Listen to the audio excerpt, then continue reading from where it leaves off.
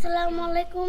আজ আমরা ডাল ভাত মাংস দিয়ে ভাত খাচ্ছি। আপনাদের পাঠানো অনুদানে আমাদের মাদ্রাসা ছাত্ররা প্রতি শুক্রবার একটু ভালো খাবার খায়। সেই অনুযায়ী গত কদিন আগে একজন মানবিক মানুষ একটা ছাগল দিয়েছিলেন, সেই ছাগল জবাই করে ছাত্রদেরকে খাওয়ানো হয়েছে। এরকম আপনাদের মতো অনেক মানুষ আমাদের পাশে এগিয়ে এসেছে, এই জন্য ছাত্ররা ভালো খাবার খেতে পারে। আপনারা যারা সাহায্য পাঠাতে চান ভিডিওর স্ক্রিনে দেওয়া নাম্বারে যোগাযোগ করতে পারেন।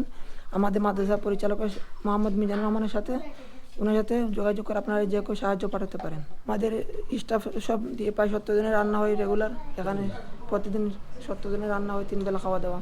আপনারা আমাদের জন্য দোয়া করবেন, আমরা আপনাদের জন্য দোয়া করব।